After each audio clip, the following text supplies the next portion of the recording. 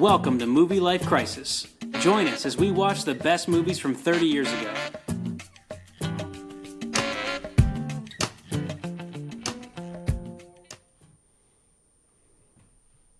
Always takes a guy on the scene a second.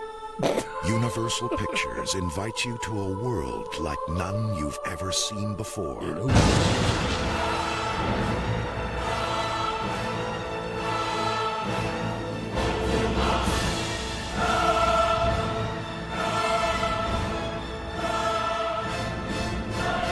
Kevin Costner, Waterworld.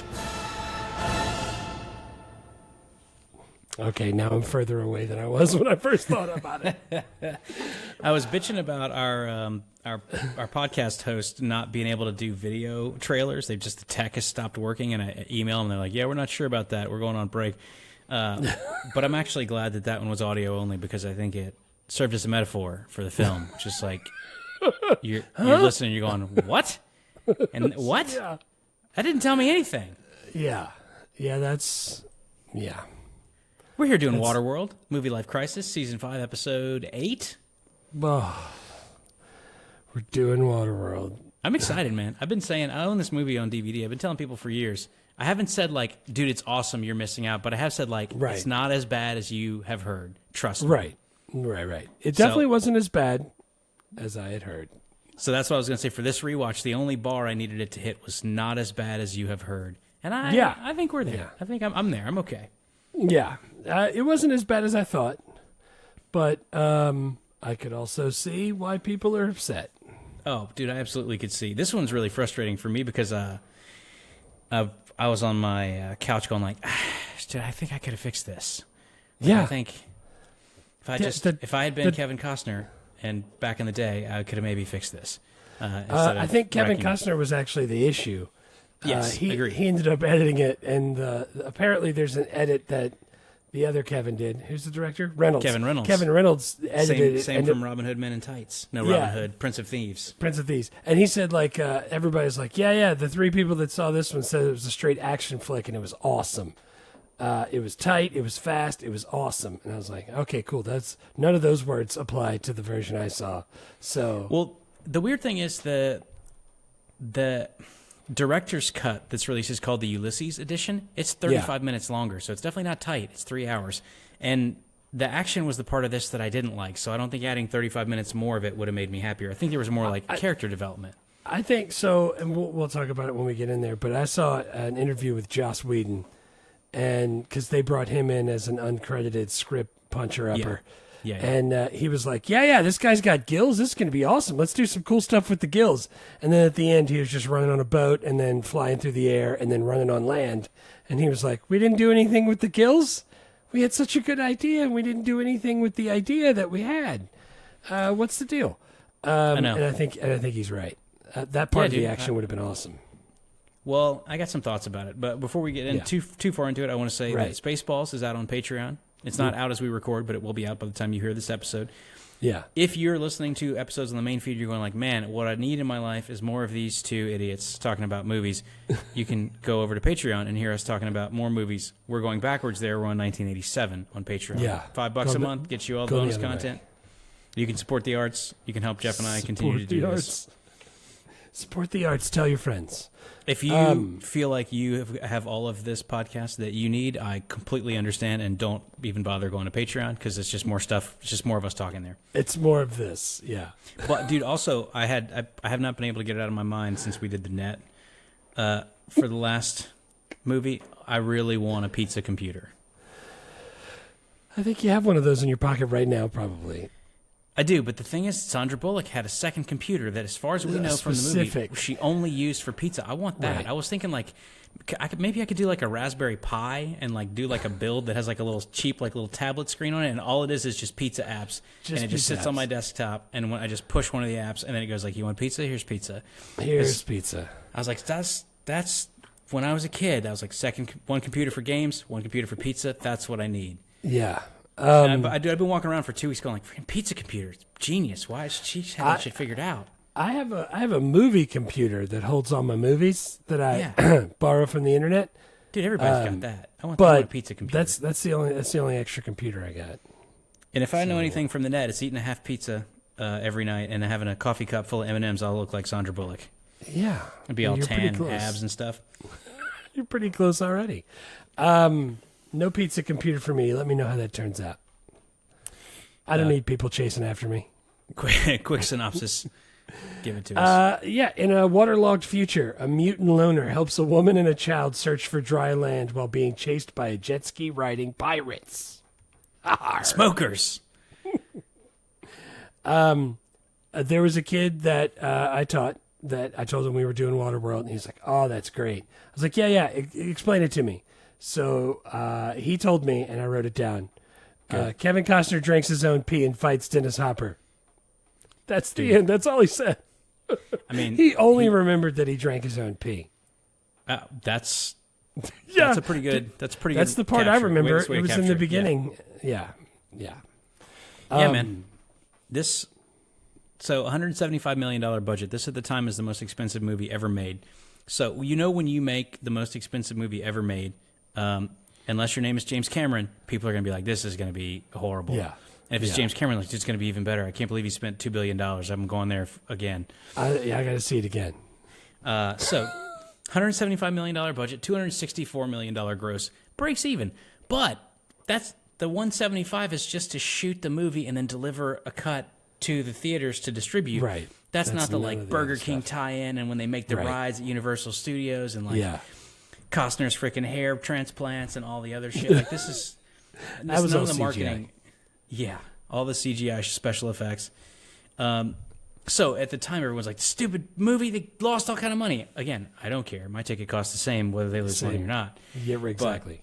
Apparently, I think that's part of it. Everyone's like, "You spent so much money. This thing's supposed to be amazing, and it's just fine." So now I'm mad. Why? Right. So I saw one instance that said domestically it only made like 88 million, and the rest of it was worldwide. So, a big chunk of it wasn't from here. So a lot of people were like, "Yeah, it's friggin' $175 million. I'm not going to see that."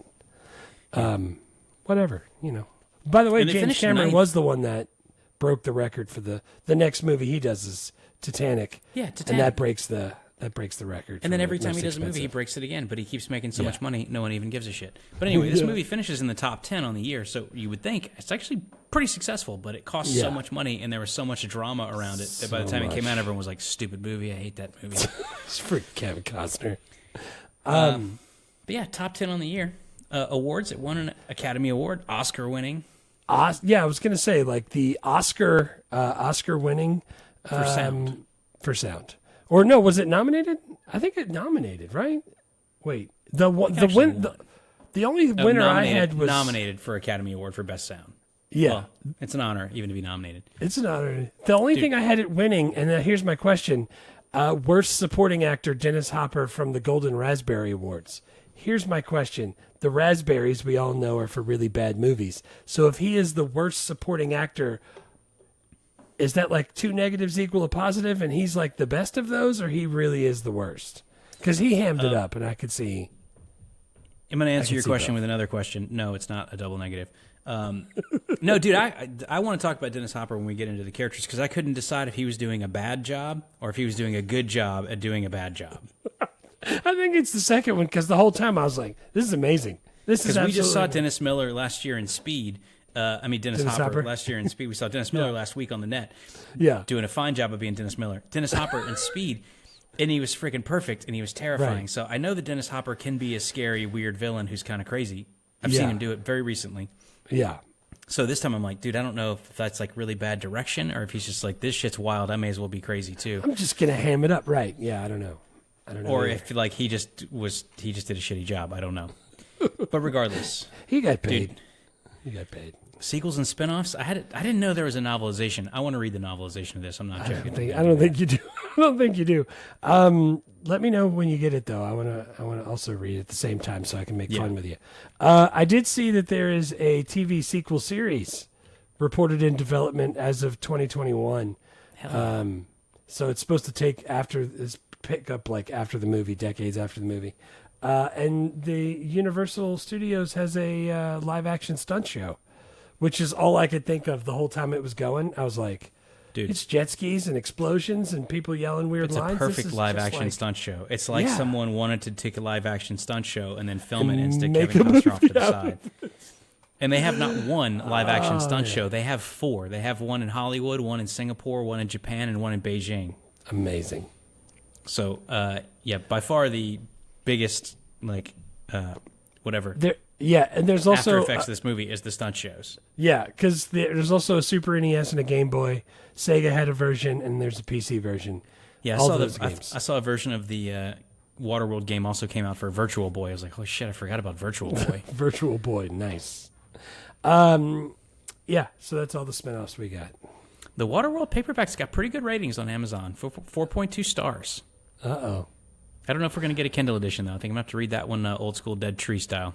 Ooh. What? How many pages is that? It's a 2.5 324. hour 324 That's not bad. pages. That's not bad. That's what I'm saying. So in a book, like on screen, when it's like a 13-minute action sequence in a book, that's like 2 paragraphs. It's like, yeah, Right. dude, jet skis were everywhere, and then pretty soon he escaped. movie. Yeah. So I think I actually might like that. Yeah. Let me know how it is. So where'd you first see this one? I don't remember where I first saw it. I think I saw it when it came out, probably in VHS, because I don't think I saw this in I the didn't theater. see this in the theater. No, this is. But what I mainly remember is when I was living in LA in 2007, 2008, and it was like the DVD buying era because like streaming wasn't happening and YouTube was barely a thing. Right. And I was like, oh, Waterworld, I remember that movie. I'm going to buy that. $5 bin. And I watched it. And then I spent like 3 years telling people, like, dude, I'm telling you, because everybody in LA, all my friends were either musicians or they were actors or writers. I was like, dude, Waterworld. And they're like, well, that movie sucks. Like, I'm telling you, it doesn't suck. It's not great, but it's fun. Like, there's things in there that you will be surprised at how good they are. I like so I how spent like a couple years in LA just telling people, like, I'm telling you, man, I'm not joking. Check out Waterworld. Oh man, this sounds like me talking to you about Captain Ron. This sounds like you talking to me about Modern Family. It's, yeah, dude, it's really fun. It's like, all right, I don't have time. Oh, dude, it used We're all to be full so over here. funny to me. Yeah. Dude, same for me. It was on Netflix. I was shocked that I could actually Yeah. stream it. I thought I was gonna have to find the DVD because I was pretty sure Yeah. I have it on DVD. But it was on Netflix, so I was able to stream it. That's the first time I've seen it like all the way through. I've seen clips, and I've seen like memes about it and stuff like that. But I still thought this was that silly movie with John Travolta, where he has this space thing with Forrest Whitaker. Battleship Earth. Yeah, Battleship Earth. And then I saw the guy with the blonde hair that's like Dennis Hopper's second in command. And he's got like the squared off forehead and jaw and then the weird hair. And I was like, oh, that's probably why I got these two confused. They look exactly the same. I kept thinking that guy was somebody else, and it kind of looked like Willem Dafoe in a wig. But it's definitely not him. But it's No, he's a little... he reminds me of somebody else. I don't know who it is either. But yeah, that was the first time I saw it all the way through, sort of. All right, how did you rate this? 1 to 10, no 7s. Yeah, the 7s weren't a problem in this one for me. No. All right. I wanted to like it. It's got all of the things that like the opening sequence where they use the universal globe from that. Yeah, dude, and then that thing, and then they zoom in and to make that the ice caps melting. Yeah. And then the awesome. guy talks about how it got to that point, and I was like, oh, this is cool. And then you sent me a text message and showed me that you're freaking living in it. You got like basement water and shit like dude. that. I was like, I want to get into this. I don't know if it was just too like somber, or maybe I was thinking it was more action because all of the clips that I've seen were like explosions and jet skis. Again, I feel like Josh Whedon nailed it when he was like, you got a generic script with a great idea, and then you forget about the idea. The whole time I was just like, this is a mutant version of Moana at the end. He just wants to leave. And I'm like, I wanted it to be more, and it was too long for me, so I gave it a 4.5. Yeah. 4.5 out of 10. Probably, I think you're like right on par with probably a lot of the Rotten Tomatoes stuff. Am I? I don't know. I haven't looked at it yet, but I feel like it's probably going to be in the 5s or below. IMDb gave it a 6.3. Yeah. I gave it a 6. 6.3. Gave it a Nice. 6.0. There's definitely, so this is maybe of all the movies we've ever done, the one that I most would like to fix, because I think the idea is actually really cool. Yeah. Like, the production design is unbelievable. Awesome. The world building is great. The Dude, it costumes, starts... You were talking fantastic. about, before it started, you asked one of your students who'd seen this movie, and he just said Kevin Costner pees, and then he fights Dennis Hopper. The open is so good, dude. Yeah. The Universal Studios titles, CGI animates into the, like, ice caps rising, and then Kevin Costner's on his boat, which is cool as hell, and it looks like Mad Max on the open waters, which is exactly what the writer was ripping off when he wrote. Right. Yeah, He pees into a freaking water bottle. He dumps it into a fancy thing. It looks like he's making moonshine, and then it comes out into a cup, and he drinks it. Drinks it all again. filtered. Yeah. And then he spits it on top of the plant, and I was like, this is going to be good. I like this. They've thought of a lot of... Okay, what is this? Why is he doing that? Dude, I wrote it down. I mean, the first 18 minutes I wrote down because I was like, this thing... All right, so Universal, ice caps rising. He pees, he filters it, he drinks it. He spits it into his limes. He goes down and comes up with some ski boots and a lighter. Someone steals his limes. Then he has to run from the smokers. And then he goes to an atoll where he buys his way in with a dirt. Just put an F on there. It's just a cup of dirt. He meets Jeanine Tripplehorn. And he can't walk in the boots either. I'm like, something wrong with these boots. Something wrong. Can't straighten up. He meets Jeanine Tripplehorn. He buys all the water and all the tomato plants. They go like, do you want to impregnate one of these local girls? He's like, nah, I think I'm good. And they're like, you're definitely something wrong with you. Let's put you in a cage. And he's got gills. Behind his ears, yeah. The only name we ever hear for him, he gets assigned at the atoll. They call him the Mariner. I'm like, cool, this guy's from Seattle originally. Yeah. This is the first 18 minutes. Chicken. I'm on my couch going like, dude, this is going to be badass. This might be a 9. Yeah. And then shit went all sideways, and I was like, all right, man, this is dumb. I don't know why they messed. That was such a solid open. I was so in. I freaking loved it. Dude, I was exactly the same way. I got to the point so much that I'm watching them walk around the atoll, and I was like, OSHA would have a field day. There's no handrails on any of these stairwells. Nobody's going to have tetanus. Yeah, I'm like, what is going on? Like, that's how much it took me out of the movie. Like, I'm watching Dennis Hopper smoking a cigarette, and I'm like, where are they getting the tobacco for these cigarettes? Like, how'd they keep that dry? What are they doing?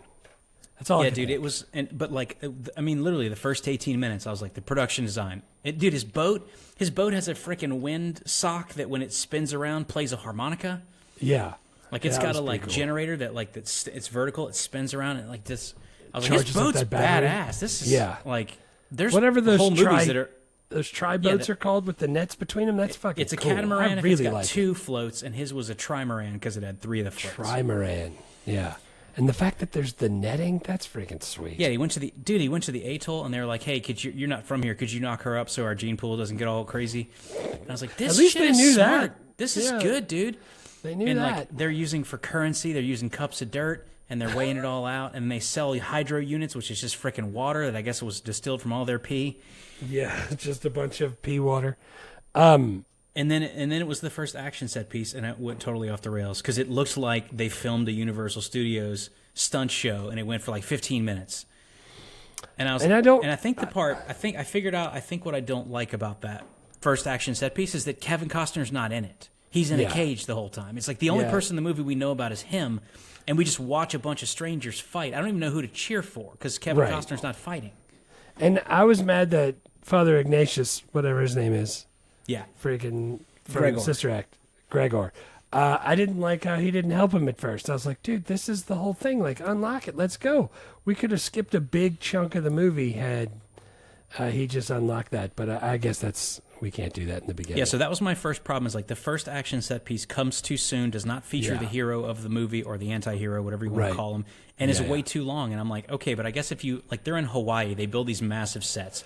Steven Spielberg tells them not to. He's like, don't build sets in the open ocean. I promise you it's not going to work. I tried it on Jaws. You can't get a straight shot. And they're like, shut up, Spielberg. We got this. And then, of course, a hurricane comes through and destroys all the sets. Right. Have to rebuild them. So they used all the steel in Hawaii and even had to bring in steel from California. Yeah. That's bananas. No tariffs there because it's the same country, so that was smart.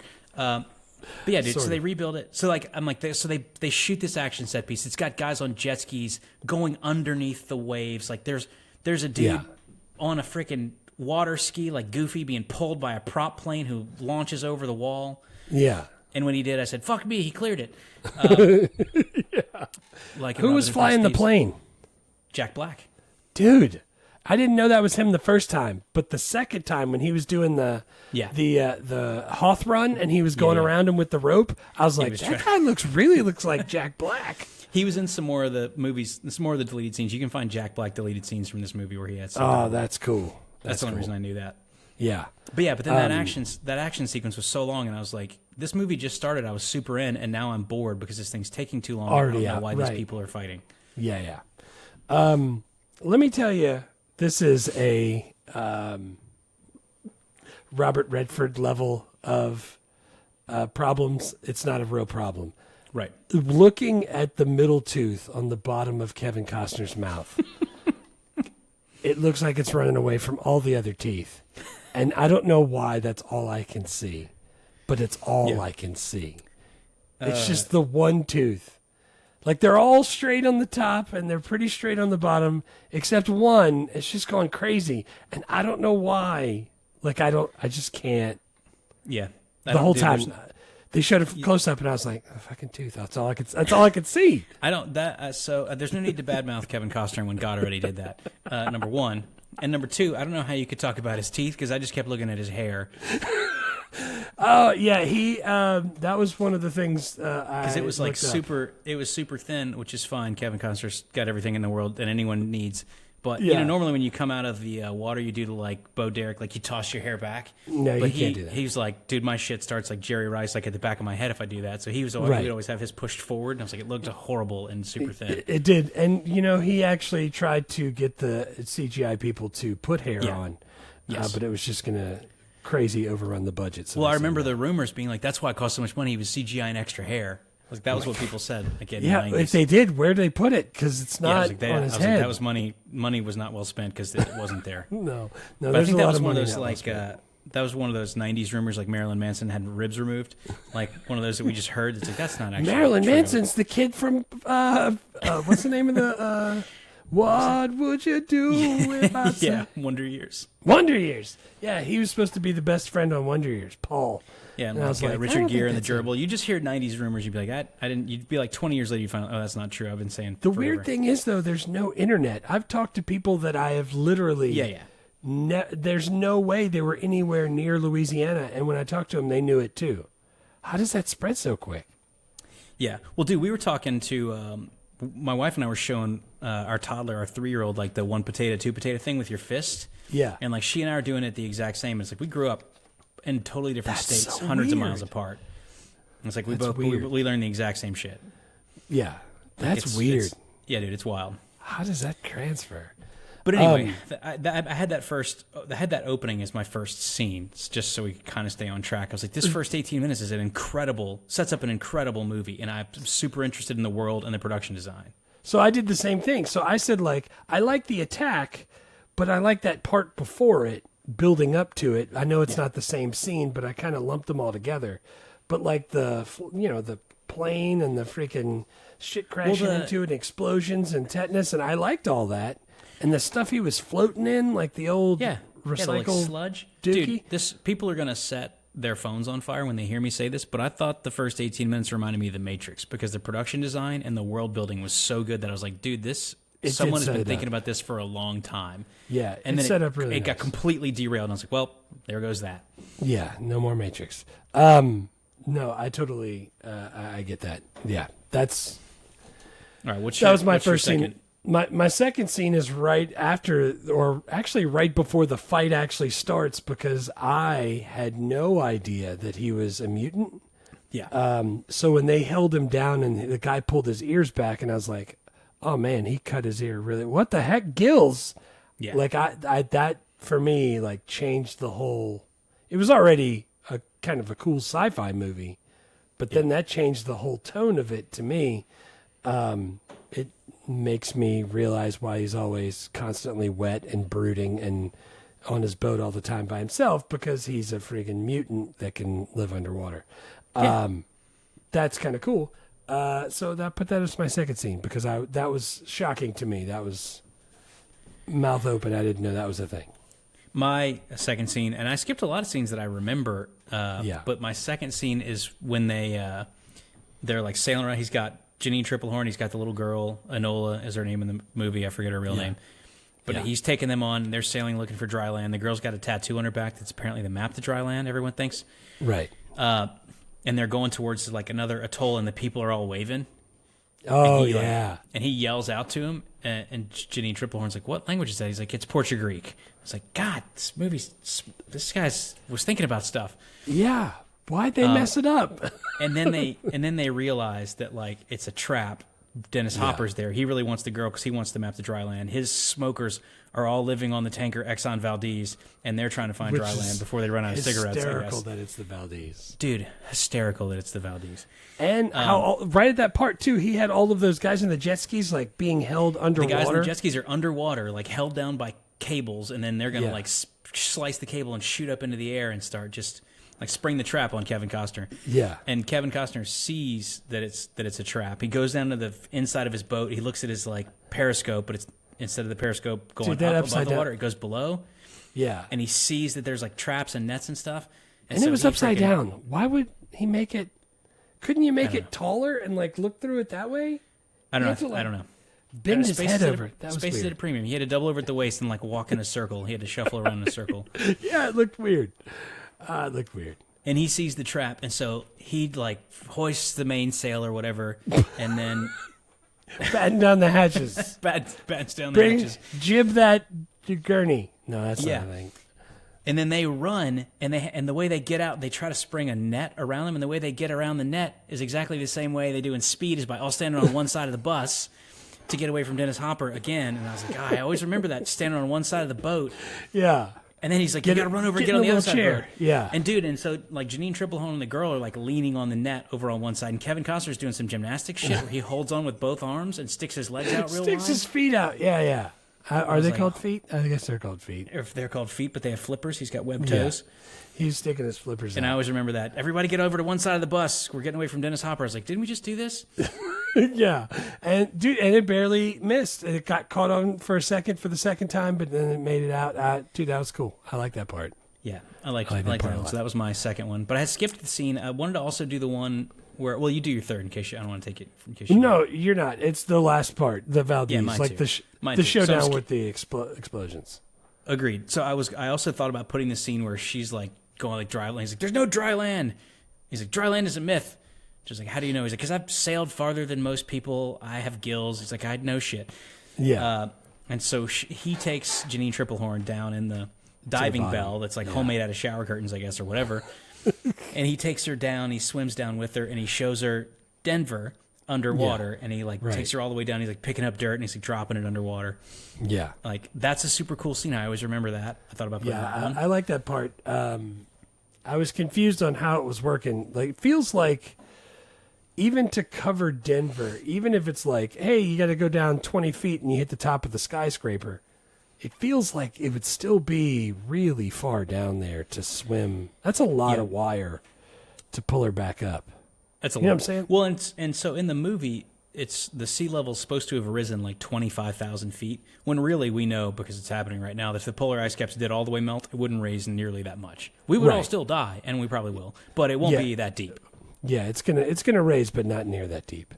But remember I hope I get some gills, because we are going to die, though. What's the where'd we go camping? Dale Hollow. Remember they said like, oh, there's a town down there that was in the valley when they dammed up the mountains and filled it up with water, like the man-made lake. Yeah, it's supposed to be like 90 feet deep. That's too far for me. I can't. Way too far. We can bring a shower curtain next time. As Kevin Costner's swimming down, I can see him like actually trying to clear his ears, like holding his nose and blowing. I was like, that's cool. He's not doing that to like be a really good actor. He's doing it because he's actually swimming down, farther and farther down. I wonder that the guy that was clearing his ears the whole time. I was like, that doesn't even look like Kevin Costner. I don't know if that's him. Way too much hair. It's too much hair. Dude, my third one is the showdown on the super tanker.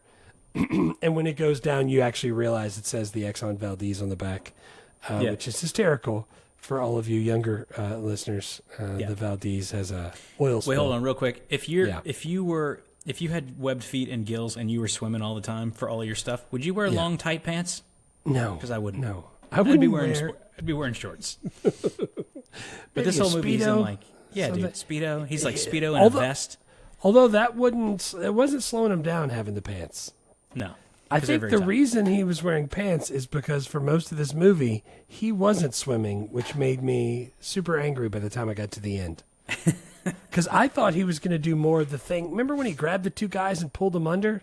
Yeah. And just held them there and let them struggle until they drowned? Yeah. He needed to do more of that. He should have done I want some Aquaman shit. Like, freaking take him underwater. Even at the atoll in the beginning, they caught him in a net, and he just struggled. And I was like, if I can breathe underwater and someone throws a net on me, I'm just swimming down with the net, and then I'm going to use my knife to cut myself free. Just keep swimming. Yeah. Freaking Nemo taught us that. It's like, I don't know. The whole time there's a rock, who cares? Don't die.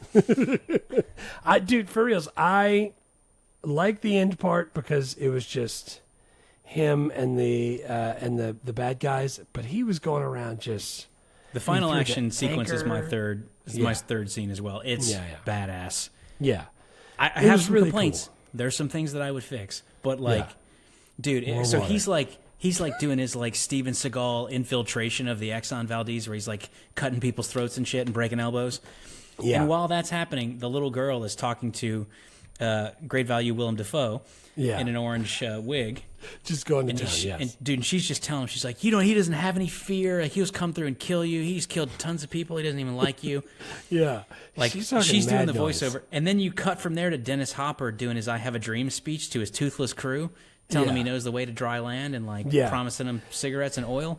And he's like a turd that won't flush. That final action sequence, I was like, all right, this one's actually badass. And when he drops the flare down into the thing, and the old man that was like at the 12th gate of Neverending Story, he was just like, oh, thank goodness. And like it blew up and he was finally free. Dude, that part was awesome. I like that whole thing. I just wish it would have been more water. Like, even the way he escaped that wasn't water. It was the sky. Like, I didn't care about that much. I liked up until like Dennis Hopper eventually takes the little girl and he gets on a plane and he's gonna like go away, and Kevin Costner Ken Griffey Jr., my favorite mariner, shoots a freaking harpoon down from the upper level of the boat, and then he takes a big hook or an anchor and he's gonna slide down, like freaking Tango and Cash or whatever, right? And then he takes the anchor, attaches it to a chain, he throws it up, and he catches the like wheels of the plane as it's taking off. And it rips the wheel off. The plane crashes. Like, that part I thought was like, dude, Ken Griffey Jr. just went ham on this. Yeah, it was awesome. I liked, and then Dennis Hopper. But I wanted it to be done then, and then from there they did more shit, and it ended with Dennis Hopper and two other guys all running their jet skis into each other, and they all exploded. And I was like, that was so stupid. And Kevin Costner rescues her by bungee jumping out of a freaking hot air balloon. Yeah, which is just tied to one ankle. I think it was just regular rope, because he just tied it to his foot and then handed the other end of the rope to Jeanine Tripplehorn. I was like, tie this, and he dove. And she was like, oh no, I have to tie this fast. Yeah, I'm not good at knots. He would have died. If you want to bungee jump and have your like head touch the creek or whatever like you do, they calculate how much rope they need and how heavy you are. Yeah. You don't just jump out of a hot air balloon and better. It's going to work out. Freaking bet it's going to end up like Hillary Banks' fiance. Remember that on Fresh Prince, where he's like, Hillary Banks, will you marry? And then it just stops and everybody starts crying. Ah, man, I didn't. But again, it's just like Speed. You're like, okay, the bus blew up. Now we're finished. We caught the guy. Nope, no, we didn't catch him. We're going on a train. We got more stuff. We got a subway. Now the subway's blowing up. Yeah. Yeah, dude, and the fact that as it was sinking, it's at Exxon Valdez, that put it over the top for me, because I don't remember a lot of that time, because that was a while ago. But I do remember that being a thing. Was the Valdez close to that? I think that was in the late 80s, wasn't it? Like, I don't. 1989. Yeah. So that thing would have been 500 years old. So I knew it was the Exxon Valdez before then, because Dennis Hopper at one point was like, let's say a prayer to Captain Joe. And he like pats a picture on the wall of Joseph Hazelwood. Yeah. And I was like, that's got to be the captain of the Exxon Valdez. And I looked it up. I was like, yep, captain of the Exxon Valdez. Nice. I was wondering who that was. Yeah. And dude, I didn't realize until I went to read about him that, like, why the Exxon Valdez crash. This is because he was driving it drunk. He was drunk driving a tanker truck. That's what everyone thought happened. Nice. And then, like, years later, he got convicted of, like, a misdemeanor because he had a bunch of witnesses be like, he wasn't drunk when he was driving, when the accident happened. I never knew he wasn't drunk. The whole time I was thinking, yeah, drunk guy fucking crashed a tanker. Yeah, I thought that too. I could see so now the whole time he's like, Uncle Joe, I wonder if 500 years later they knew that he wasn't drunk, because they sure acted like they wanted to drive the Exxon Valdez drunk, even though they were using freaking oars and rowing. That was, dude. How long does it take for that to move? Like, come on. I can't imagine you can get anywhere rowing an old rusty Exxon Valdez tanker with handmade ours. Even if you have a bunch of people in what are the things that grow? Barnacles. Yeah, barnacles. Like, she's not very hydrodynamic. Yeah, it looked like it was on land. Anyway, yeah. So Exxon Valdez. The other scene that I wanted to put on there that I thought about was when they stopped to talk to the trader, and the guy's so clearly crazy. Crazy? Yes. Because I always remembered that scene. He's like, he's going to sell Jeanine Tripplehorn to the guy for 30 minutes for one piece of paper that the guy's been carrying around in a sealed container. Yeah. I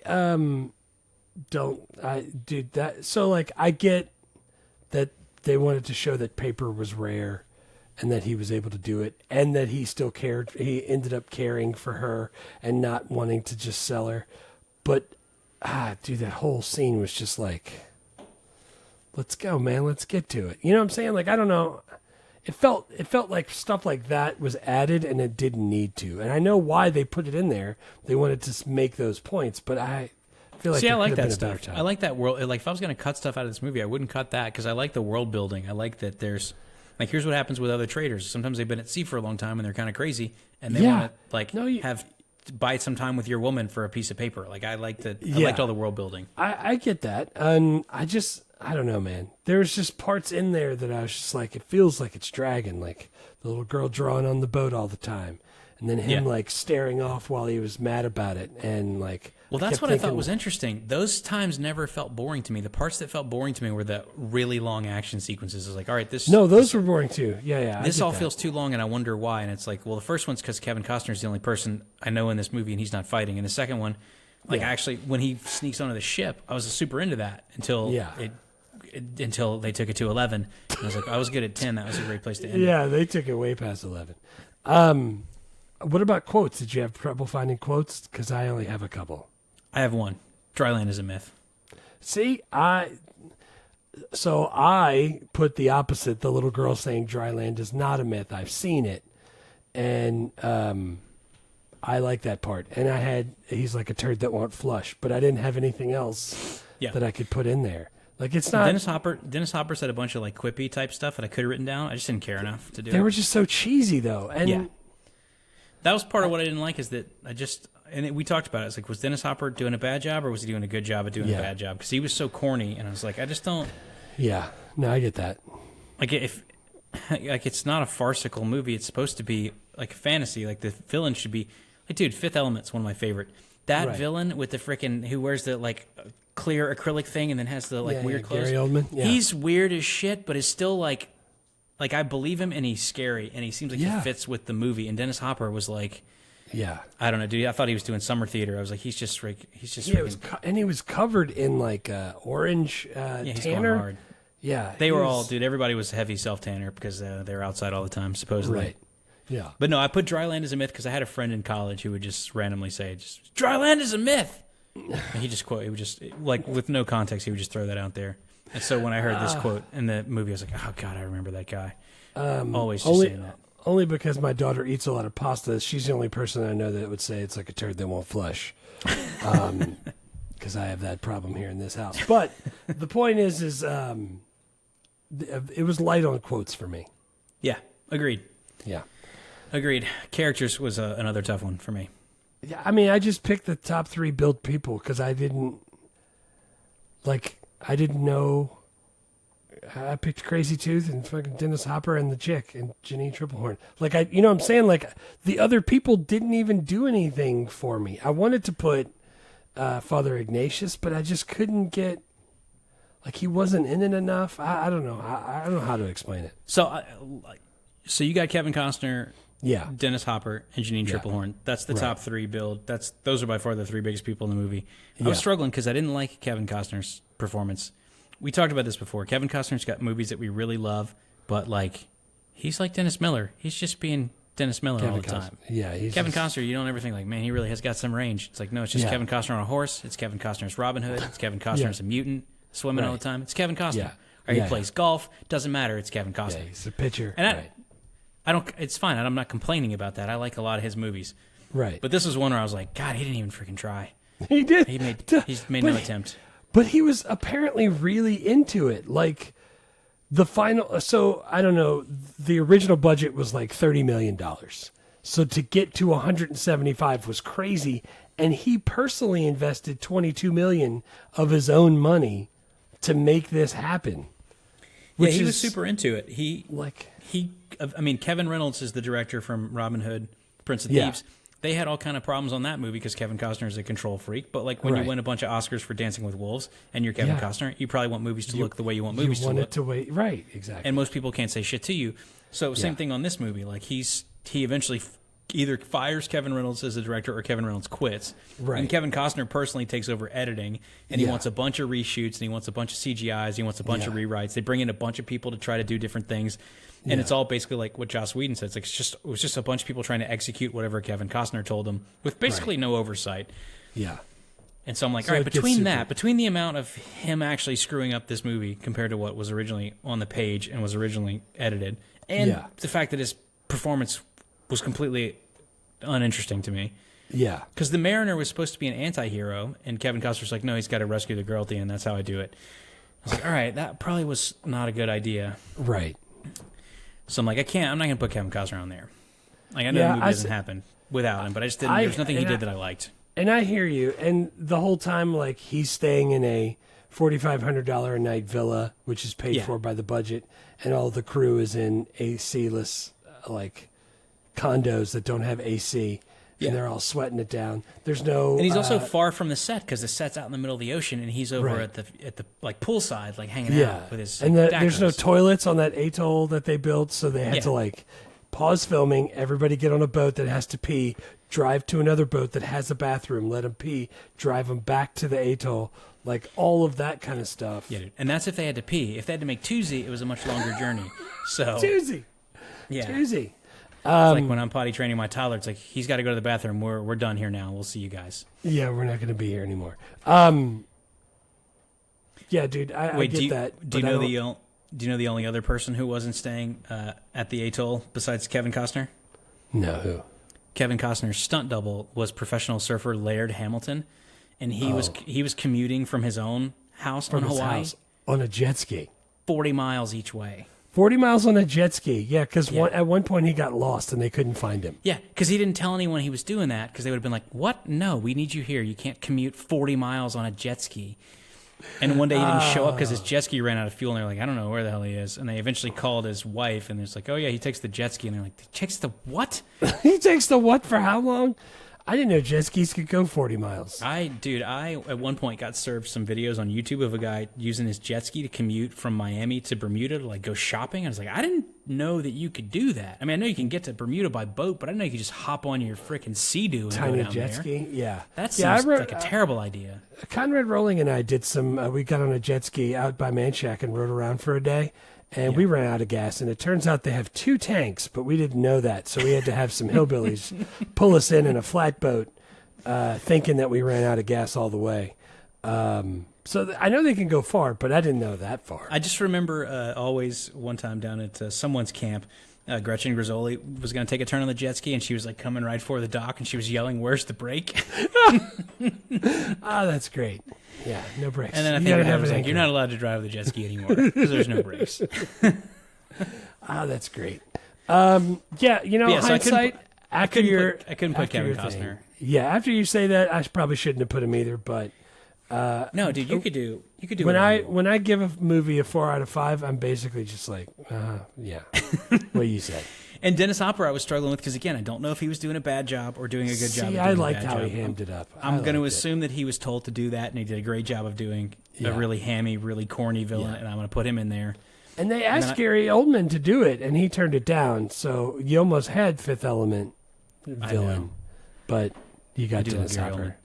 And I love Dennis Hopper, and so I'm gonna give him the benefit of the doubt and put him in there. I got Jeanine Tripplehorn, so she was really good. We saw her in what did we see her in The Firm? Tom Cruise last year before. Was I like that her. The Firm? I think so. Wasn't she in The Firm? Yeah, I think so. I mean, but, yeah, it looked like it when her pants dropped to the ground. But the thing, dude, I like Firm. Her. Yeah, she was in The Firm. She's one of those people that I forgot about until we started doing this podcast. I was like, oh, Jeanine Tripplehorn. I remember her. She was in a ton of stuff. Yeah, I remember her in Very Bad Things. That was the one. Very that Bad I used Things. To like her in. Yeah, but also like she's in Sliding Doors. I used to really love that movie. Yeah, that was a cool movie. What year was that? Mickey Blue Eyes. That's 98. Oh, sweet. Yeah, Mickey Blue Eyes. She's the and then the love interest. And then my third one, I had the kid Tina Majorino. Because it's hard to be a good kid actor, and I thought she was really good. Yeah. She was in some stuff after that too, I think. But she took a long time off, and then she came back, and she was in Napoleon Dynamite, which I had totally forgotten. Just dead. Yeah. No, I remember. Yeah. And then she was in Veronica Mars and Grey's Anatomy and a bunch of stuff like that. Good for her. You think that was a wig she was wearing when her hair was short? It seemed like a wig. Definitely looked like a wig. Yeah. I don't like when I can tell it's a wig. Yeah. That's why they weren't allowed to go swimming, because it was definitely a wig. And there's Kevin girls, Costner needed a wig and didn't wear one. There's girls I teach that wear wigs constantly because some days they'll just show up with completely different hair and they're like, Mr. Horn, it's a wig. And I'm like, what the hell? Like, I have no idea. And this chick is in a movie that costs $175 million. And the first thing I say is like, that's a wig. Like, yeah, I don't like that. Yeah, I don't think any of the $175 million went to her wig. I think it was all for no, and it didn't go to braces either there, Kevin. It was all Ken Griffey Jr.'s pants. Yeah, speaking of Kevin Reynolds, he did Prince of Thieves. Yep. He did this one. Mm-hmm. He did Count of Monte Cristo, which I really like because I really like, what the hell's that guy's name? Not Alexander Dumas? No. He's in the time travel. Guy Pearce. Oh, yeah, Guy Pearce. I like him. And it's also got Camelot in it. What's his name? Richard Harris. He's in that. Richard Harris. Jim I Caviezel. like. Yeah, I don't really like him, but Count of Monte Cristo. That's my jam. I hope we make it to 2002 because I want to do that one. Yeah, dude. So maybe we'll make it that far. But early dude, other than that, it's gonna be really slim pickings. We'll do anything anyone wants us to do if we make it that far. There's a lot of stuff that I just don't like. I haven't seen a lot of his things other than those. Yeah, well, dude, he wrote Red Dawn, but I was gonna say he wrote Red Dawn, which like we talked about when we did Robin Hood. Yeah, like that's a pretty crazy way to start your career, and then he's just like, nah, maybe I'll just direct. It's like, dude, if you wrote Red Dawn, you should maybe keep that writing thing going. Yeah, or maybe use some of those writing skills to help Waterworld out because there was no water in the last 40 pages of the script. So. You're so upset that there was not enough water. That never dude, occurred to me. What's the name of the movie again? Bungee World? No. Hot Air Balloon World? No. Blow Up Jet Ski World? Everything they were in was floating on the water. Yeah. I wanted more. David Toohey was the screenwriter, along with one other guy who I think came up with the idea, and then Toohey worked on the story, and then like 15 other people also worked on the story. But David Toohey wrote lots of punch-ups. Yeah. He wrote stuff like Terminal Velocity, which we didn't do last year, but which I totally would have done. He did The Fugitive, though. That's what I wrote. He did The Fugitive, which is freaking awesome. He did G.I. Jane, which I really like. Oh, nice. Chronicles of Riddick. Like he's done some pretty cool, like kind of sci-fi-ish stuff. Cool. I wrote him down because I remember him from Fugitive, but I didn't know. Yeah. What you got? Any other good? I got a couple other stories. Stuff, go. But it's all about like Kevin Costner getting divorced while he's there because he was hooking up with a hula dancer, and like how many people got injured and hurt, and logistically how crappy it was. So we could just skip it. It's a 4.5. So Yeah, the only things that I said was that we found out in the Ulysses edition, the director's cut, that dry land is actually supposed to be Mount Everest. They eventually find dry land at the end of the movie, and it's like very lush, like mountainous thing, and it's and that's where the girl is from, and it's supposed to be Mount Everest. I'm like, that's pretty awesome, and then it ends with Jeanine Tripplehorn giving the mariner the name Ulysses. Nice. And I was like, that's pretty cool. I would have liked to have seen. I might go do the director's cut. Not right now. I need a little break, but at some point. I don't know where you even find the Ulysses cut. I'm gonna track it down, and then I'll share it with you if I find it. I don't know. I'm gonna try to track it down. Yeah, dude. I'm seeing people online being like, you can find it in different places, but I don't know where you actually can. It's kind of like that. Probably the Star Wars despecialized editions. Like someone's made that on. Yeah, those fan edits and stuff. I'll see if I can track it down. I'll see. What about worst? I think we've talked about all the worst, man. Dennis Hopper's performance, how this movie couldn't decide like tonally if it was going to be like serious or if it was going to be action or if it was going to be corny. Yeah. They spent all this money doing these crazy, huge action set pieces that involved like hundreds of people on screen, and then I think they had to use them because they'd spent all this money on them, and a lot of them were like, "That's crazy.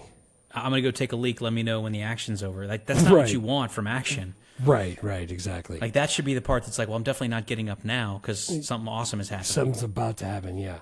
The worst scene that I had was when he cut their hair. Yeah. When he like held them down and cut their hair. I didn't know what that was all about. Well, he was supposed to be this like misanthropic anti-hero, and I think some of that stuff is like he slowly warms up to him, and that's supposed to be the his character arc through the movie. But yeah, it's like he starts off as like a huge dick, and then at the end he's like a medium dick. Like I mean, he did go in there and rescue her like Steven Seagal. But Under Siege. But yeah. For worst effects, I had the CGI bird at the end. I wish I couldn't have told. They couldn't have found a freaking seagull. I don't know. Maybe they said like, dude, you know how hard it is to train seagulls? It'd be so much easier if we just CGI this. Yeah, we could just CGI your hair. You know how hard it is to grow hair. Yeah, that's the only worst I had. So I don't have any other worst. Yeah, Kevin Costner said that he's very fond of the film. His quote was, "It stands up as a really exotic, cool movie. I mean, it was flawed for sure, but overall it's a very inventive, cool movie. It's pretty robust."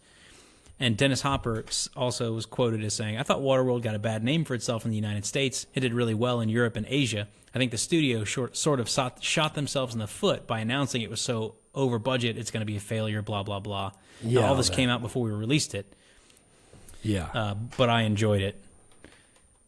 And then Kevin Reynolds said, "My own personal take on the picture is that I don't think it's any better or any worse than most summer blockbusters. It's somewhere in the middle. And I think it's certainly got its faults, but I think on another level it works quite well compared to some of the other big films.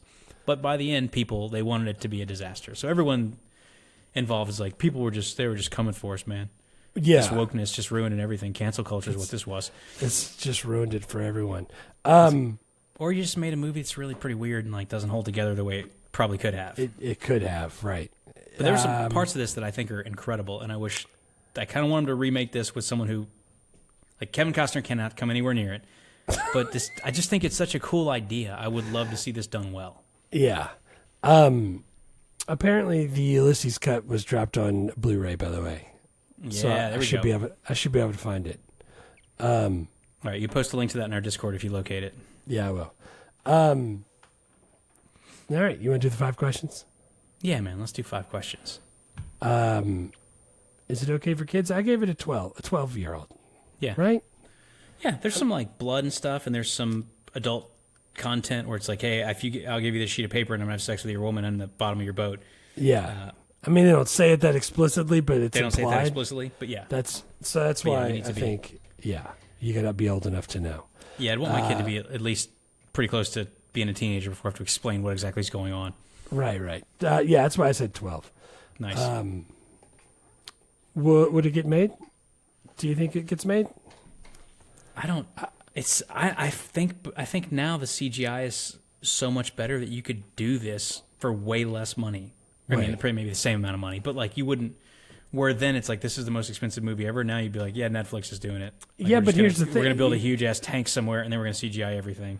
So when you say it could be done for the same amount of money, you think 175 million? Because 175 million back then is like 325 million. Like the budget of Infinity War is what they have. So like, is that the kind of money you're talking about? Like 325? Yeah, I don't know, dude. No one's ever given me money to make a movie, but it seems like that you could just like, because with Avatar, they build big ass tanks for all the underwater stuff, and then everything else is CGI. Yeah. And Avatar looks freaking incredible. So I'm like, dude, they could definitely do that for this. This is Mad Max, but they swim sometimes. Sometimes, like, being this is not the operative word there. I mean, obviously, like Avatar, they have to do a ton of money to do that, but everything on the screen in Avatar is made from CGI. This is real people, except, and the boats are rusty. Like, it's not, I don't think it would be that. Seems like it would be easy to remake. It seems like someone should do it. I think it should be a TV series. Dude, I think that would be awesome too. Like Snowpiercer or like Last of Us and movies like that. Like set in the dystopian. Like, I think that's the kind of TV show it could be. They could definitely do better, I think. Yeah, dude. Or Kung Fu. Kung Fu? Wasn't Kung Fu one of those TV shows where David Carradine just every week like went to a different location? I don't know. I don't know if I've ever... But Ken Griffey could be David Carradine, and every week he just keeps looking for dry land? I'm glad you went with Ken Griffey instead of Kickin' Chicken, because that would have been too on the nose. No, dude, I'm not. I couldn't decide if it was Ken Griffey or Randy Johnson. I was like, ultimately, to me, I think Ken Griffey Jr. is my favorite Mariner. I would have gone with the Japanese guy that I can't think of his name right now. Exactly. Oto? No. And now you know I have not done that. Yeah, I think a TV show would be great for this. I don't know who would play. I didn't do a recasting. We only need 3 people though, and one of them's a kid, so we can't do that one. I didn't really do it either. I got nothing. I'll leave that up to the producers. I did find one more little tidbit I want to share. There's an episode of The Simpsons where Milhouse is playing a video game. Yeah, it's called Kevin Costner's Waterworld, and he puts in 40 quarters. The character takes 2 steps, and then the game is over, and it says, "Game over. Please deposit 40 quarters." Yeah, dude, I hated games like that. Hated it. You would play, and your guy would get injured, and you were like, "All right, to continue, put in 2 more quarters." I was like, "What the? 2 more tokens is $1. I'm not putting $1 in. All I got shot was 1 time." Yeah, I like how the satire for that. And Universal is developing still a TV series for this. So if it does go to production, it will be a TV series. It was announced in July 2021, and I kind of hope they do it. Yeah, maybe they will. What? So, do you tell people if it's 2025? Can you still watch and enjoy Waterworld? Dude, I've been on this since 2007. I'm not saying it's great, but it's better than you probably think that it is. And there's some stuff in there that's pretty fun. I agree. If you're in the right mindset and you realize it's a flawed movie, but a very fascinating world, and it's got very legit production, and it's super ambitious with what it tried to do, and you lean into the campiness, I think it's a pretty wild ride, and I think some people might enjoy it. Well, think about Mad Max, because I think if we did Mad Max for the podcast, you'd probably go like, it was better than Waterworld, but it wasn't like twice as good. It was just a little bit better. Right. No, I remember some Mad of Max. Some of the Mad Max 2 I thought was really good, and the one that just came out a couple of years ago I thought was badass. Not Furiosa, but one before that. Right. The Fury Road. Fury Road. But the original one, I was like, it's just like a really inventive movie with great world building. It's, Yeah. I like world some good building. stuff happening. I could see the appeal, and that's what I'm saying. In the right mindset, people would definitely like this. Yeah. And where can you find it? You can find it on Netflix until April 30th, by the way. You got to get moving. Immediately when you hear this episode, you got to go home tonight and watch it because it's going away, and we don't know where it's going. They don't tell us. It's going back into the Disney vault, and then it's gone for 7 years. It's going to Kevin Costner's beach house. Kevin Costner went to the screening of this movie in Japan, and he flew there in his private plane, but because he's famous, he didn't ask him if he could do that, and they were like, we don't have room for your plane. And so he called the naval base, the U.S. naval base. He's like, hey, it's Kevin Costner. Can I land my plane there? And they're like, for real, who is this? And he's like, no, for real, it's Kevin Costner. I'm trying to screen my movie. And they said, and the Navy told him, you can land your plane here and we'll store it, but you have to screen the movie. After you do your Tokyo screening, you have to screen the movie here on the base for the soldiers. Yeah. And you have to make an appearance. And he's like, done. It's pretty nice. Yeah. I need some Kevin Costner money. Yeah, dude. I could get some stuff done. I'd be peeing in cups and stuff and drinking it. Smithers, take us in. Sir, you're flying the plane. Excellent. This fog is so thick I could barely see my own cataracts. All I always think of is like, what is this mountain goat doing way up here in this cloud? Oh, no. Gary Larson. Yeah, that's friggin'... That's it. Waterworld. It's on Netflix for like 2 more weeks. We don't know what the next episode is because we've not picked it, so that one will be a surprise for those of you who are anxiously awaiting. Surprise for us also. It'll be a surprise for everyone involved. Well, at some point, we'll probably have to pick that. Yeah, but we have not yet. And so what else? Vaya con Dios. Vaya con Dios. Thanks for listening to Movie Life Crisis. Please subscribe, rate, and review, and remember, don't drive angry.